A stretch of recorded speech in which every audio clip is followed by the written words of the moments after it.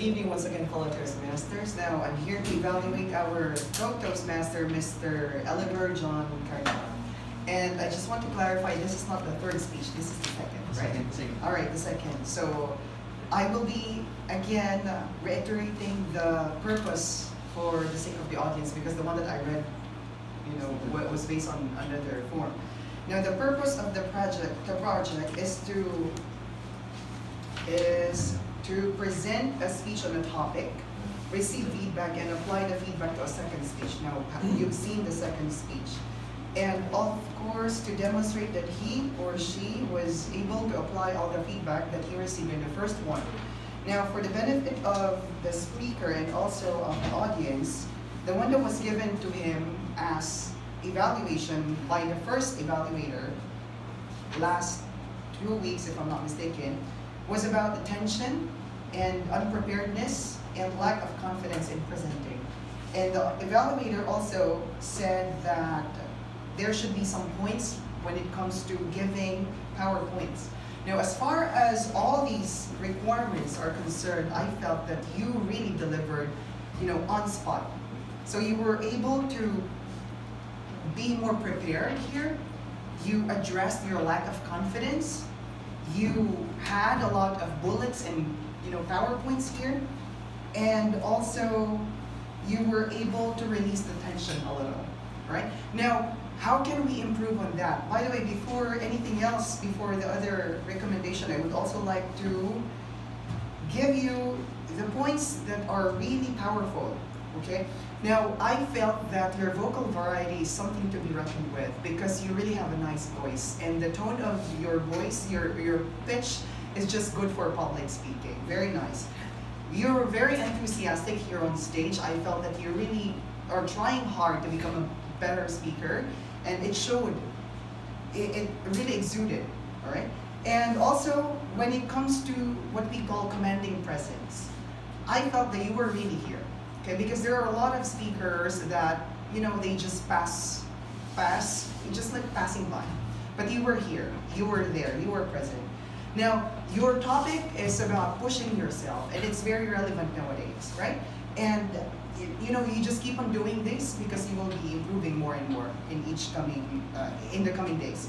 Now, how can I make you become a better speaker? Now, first, we have to review all the time our grammar lapses, right? So, we are second language speakers of English, and it's inevitable. But then, of course, as Toastmasters, we have to address these kind of issues. And then for you to do this, of course, you have to read a lot of books and, watch movies, talk to English native speakers, and so on and so forth. Another one, you presented here a PowerPoint. Well, it's good that you have a PowerPoint. This is for everybody. Now, it's good that you have a PowerPoint because it gives a guidance to the audience. All right, remember that PowerPoints are for the audience, not for the speakers. So as much as possible, you should not be the one doing and looking at your PowerPoint and reading through those points by yourself, because it's made for the audience, not for you.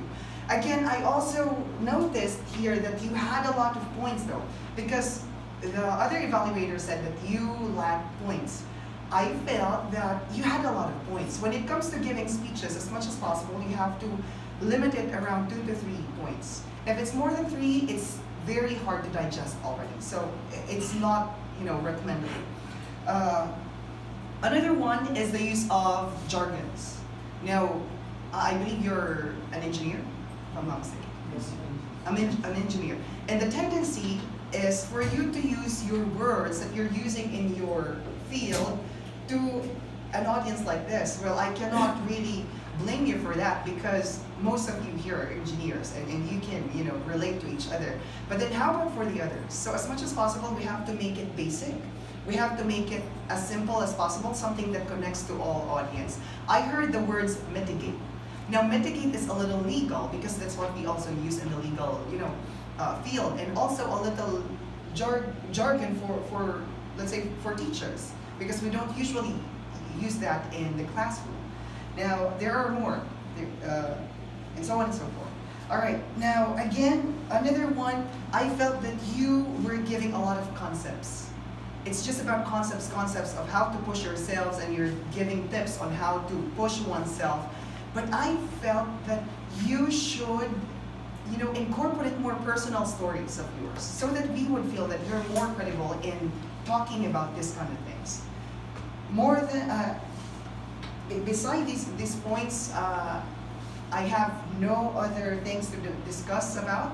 I just want to congratulate you because you really keep on pushing yourself. Congratulations.